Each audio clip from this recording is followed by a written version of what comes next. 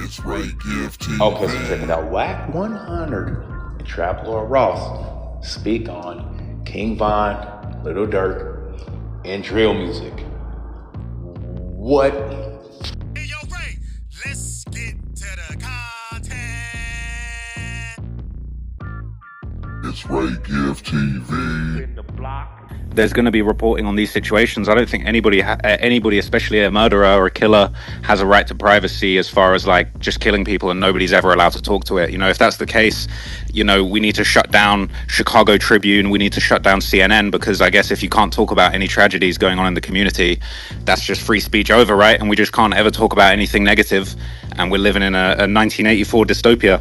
So really, I'm just reporting on stuff that's going on. Rappers getting killed, that's front page news. Anytime a rapper gets killed, I'm seeing it front page of the news for the stuff that I'm dealing with. And it's really not a disrespect, but it's like, at the end of the day, if you're somebody that has committed murders and rapped about it and got millions of views rapping about it, we have a right to know about you. And, you know, I'll use King Von as an example. You know, I think King Von talking about his friends and his family is very important to tell his story. You can't really understand why Von was so violent and why he wanted to kill so many people without talking about the fact that his father was murdered when he was 11. He was shot by a sniper.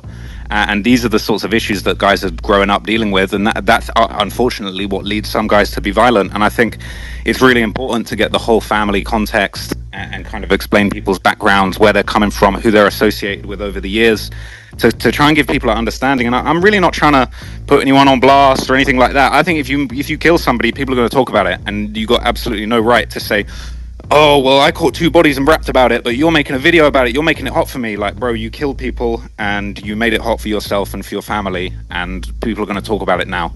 You know, it's a very unfortunate situation. I have a lot of sympathy for, you know, the mothers and the family members of people that, you know, ended up killing people, you know, guys that were involved in the murders of prominent rappers. That really does impact and kind of ruin their families' lives.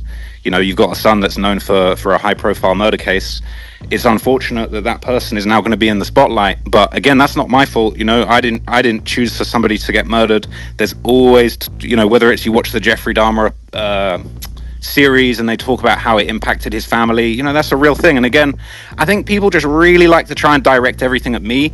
Like, they want to try and act like I'm responsible for the violence, or like I'm responsible for the retaliation. Like when a rapper or a gangster rapper, drill rapper kills somebody, disses them, and then spins back, and people want to act like, well, your documentary that kind of laid out the facts in a responsible way is the reason for the violence continuing. I just think that's just untrue. I think it's a disingenuous argument, and I think the sad truth is, I think a lot of people just think I shouldn't do this job because I'm white. And, you know, I understand why people might think that, and I know hip-hop is you know, it's overall regarded as black culture, even though there's a lot of really successful white rappers. Like, it is dominated by black people, a lot of really talented black people. And I think, unfortunately, a lot of white people that are maybe do journalism on the sidelines of this genre of music that they love, you know, get a lot of heat as a result of that. And I think, you know, I think it's wrong, and I just believe in what I do, and I try and do so with integrity. And I don't intend to cause anyone drama, but at the end of the day, if you want to talk about a rapper that's on the mic talking about he's got 7 bodies in front of millions of people, I'm going to look into it, and I'm probably going to look into his family, and I'm probably going to look into the victims, and I'm probably going to look into the victims' families. And, you know, one thing that's interesting to me is, like, when the Von thing was kind of going on, and a lot of people said, oh, that's cap, you're putting dirt on his name, it's disrespectful, he didn't do any of that. I felt like that did a disservice to the victims and their families, because those people are gone, and, you know, people aren't in custody. And, you know, there's a lot of whether you talk about the KI situation, you know, her mother's in interviews talking about she knew Von did it. And I think, you know, where's the respect for the victims' families? We want to talk about, oh, well, you shouldn't be able to talk about a rapper that did a murder and any of the situations around them and their childhood, but it's like, what about the families and the friends and the people that missed their loved ones that were killed by the rappers that I'm talking about? You know, I always try and put in that extra perspective. Like, if you watch my Philly video that I did recently, in there I kind of put in obituaries of you know, how much people are missing their friends that passed away in this gang war, or innocent people that were killed in the crossfire. And that's where the responsibility of what I do comes in. I'm not just trying to do a kill fest, bloodthirsty, you know, violent escapade type video. I'm trying to do responsible journalism on popular drill music that unfortunately has become very violent in recent times. So that's my take on it. But I really respect your question, and I'd always I'd always break it down and explain my side of things to people, So you know. we can hear your Period. passion. Ooh, hold on. I'm Ooh, sorry. I was gonna pass it right. Ooh, sorry, Mr. Kim. Yeah, I just wanted to say thank you, Mr. Trapalore. I'm gonna be back after a few more of my teammates come on and ask you some questions. I'm definitely gonna be back with some more complex questions for you. So thank you so much for allowing me to ask you. I appreciate you. I just wanted to hit you with a quick one, man, because we can hear how passionate and emphatically you speak about what you do. Mm. But how far is too far for you? Like I noticed recently, you've had rappers try to clout chase, pulling up on you, etc. Do you fear for your safety? And how You, far are you willing to go to continue to produce your content? That's a good question, man. I'll be honest with you, man. Sometimes I do fear for my safety because I do get a lot of threats. I'm dealing with gangster rappers. I'm dealing with dangerous individuals, gang members, people that have lost loved ones, people that have taken other people's lives, and it is a dangerous game that I'm playing. But at the same time, I feel like it's important to be able to stand up for what you believe in. Like I feel like if you're making music about killing people, it's getting millions of views. We have a right to talk about it. We have a right to have a discussion about it. Same way when Taylor Swift drops a song dissing this person or she's endorsing Trump, everyone's got a right to talk about it. If Q50 jumps out saying I've got my eighth body now, why shouldn't we be able to talk about that? And if anything, that's a very extreme thing to put out there in society. And of course, we're going to have something to say about it. So for me, I feel like I've got to stand on what I believe in. This is the music I love. I've become a journalist in this field, and I'm not going to let anyone bully or intimidate me into not doing what I feel like I was put here to do. But at the same time, I got to move with caution. You know what I'm saying? I know it gets real out there. I know that people have probably got a few issues with people that want to bump into me. So I got to be careful. I got to protect my safety, and I try and move correct. But yeah, it's definitely risks that come with this, man. I'm not sure everyone always appreciates, what actually comes with this shit. Yo, Trap, how you doing? This your boy Crazy Chaos right here. Hey, what's happening? What's going on? What's your top 5 on monumentals that's coming up that you like, and what's your top bottom that you think that's not really there? We talking But rap wise. right, of course. So my top 5 is very controversial, man, but I'm just gonna go with it, man. My number one rapper right now, man, is YoungBoy. Like I feel like YoungBoy is actually the greatest rapper of this generation. I feel like YoungBoy has actually got one of the most versatile flows and styles. He makes love songs, he makes pain songs, he makes gangster songs, he makes murder music.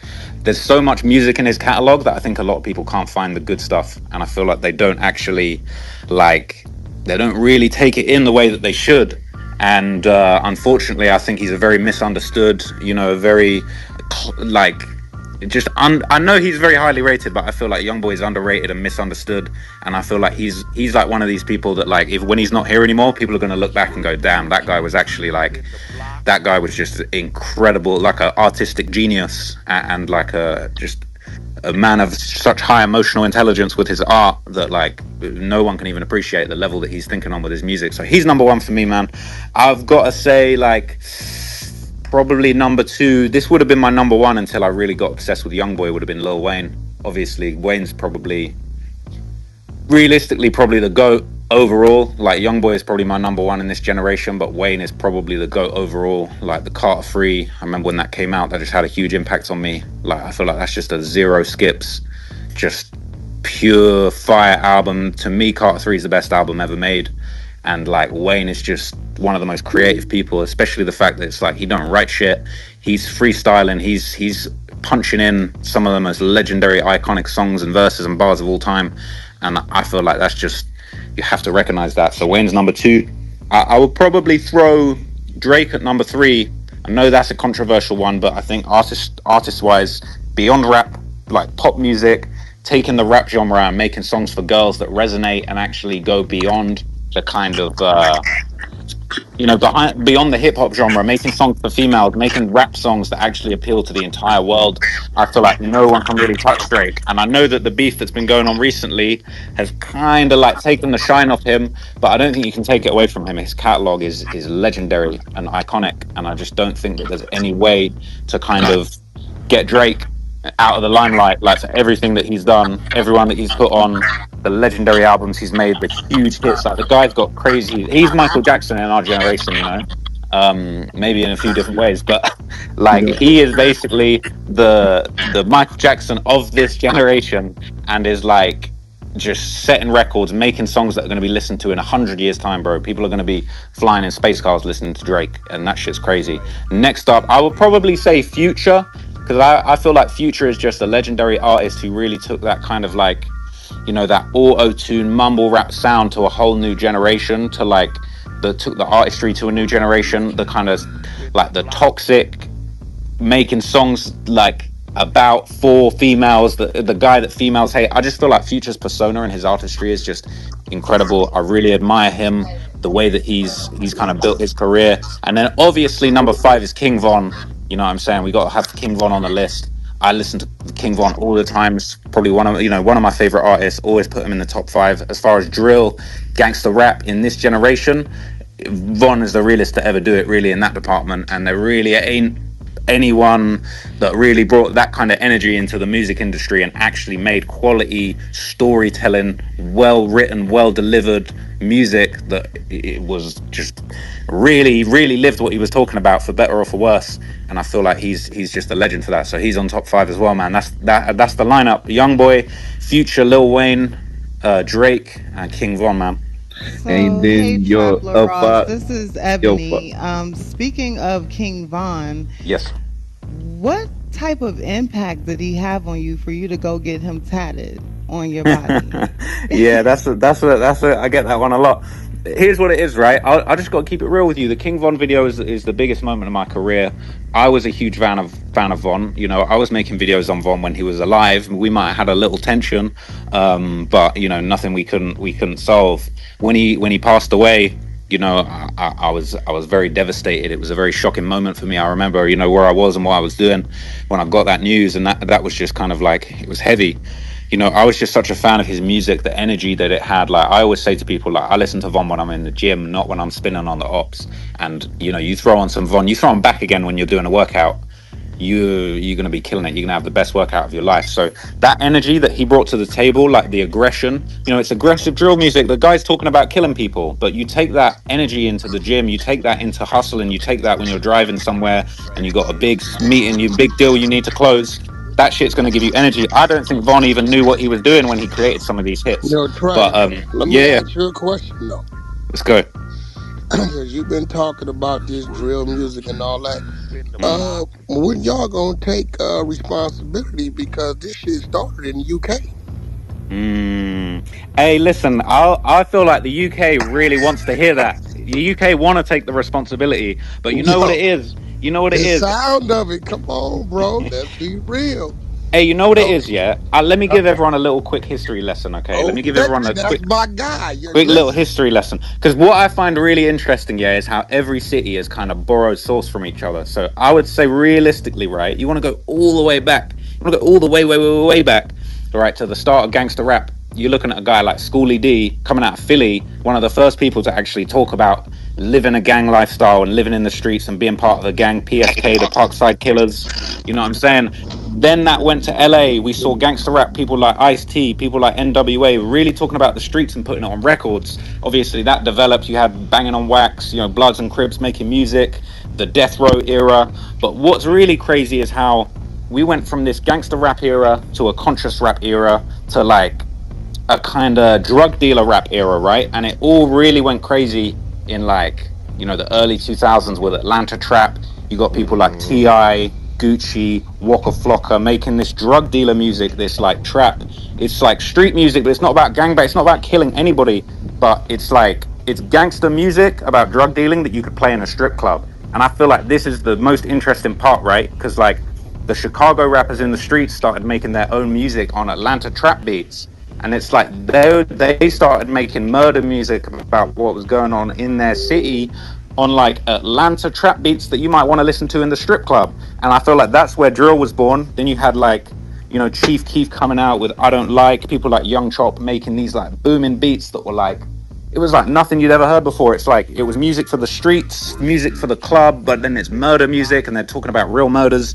It was crazy. But while that was going on, in the UK, we had something called road rap, which was like like, young gangster kind of guys in the UK rapping about their life and what was going on the roads. Like, we call the streets the roads, and guys were kind of making music about the streets, but it never really took off. It never really became popular or mainstream like trap music and drill music kind of did.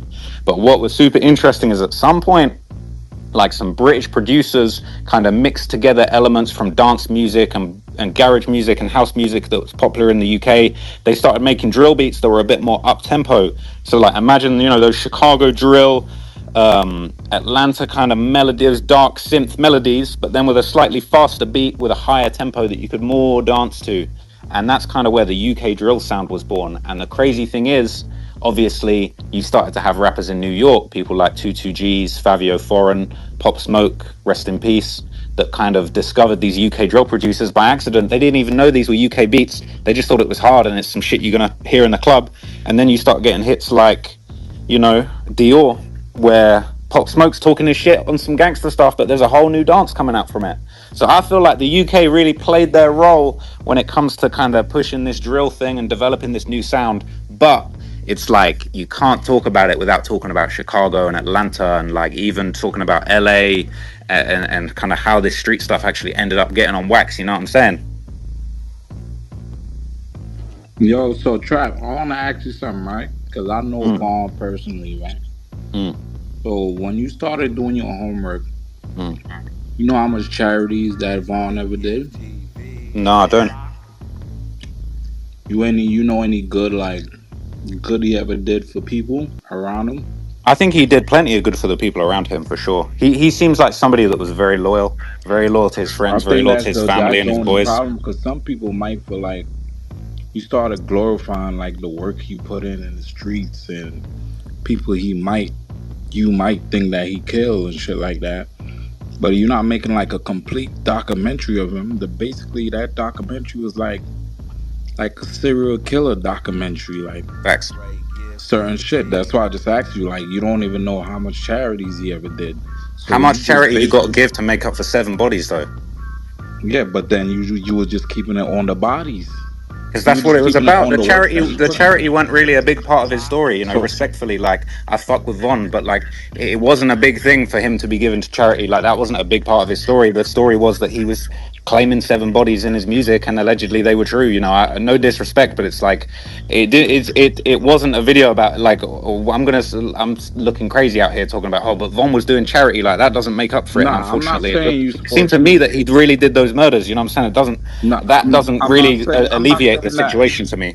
I'm not saying that, but if you watch a documentary about Malcolm X, drop a comment down below. Let me know what y'all think about the content. Trap Lord Ross pulls up on the Hunter side to have the convo with Wack and the gang. What y'all think? Let me know in the comments down below. Appreciate the support. Everybody tuning into the platform. We gonna keep the content rocking and rolling.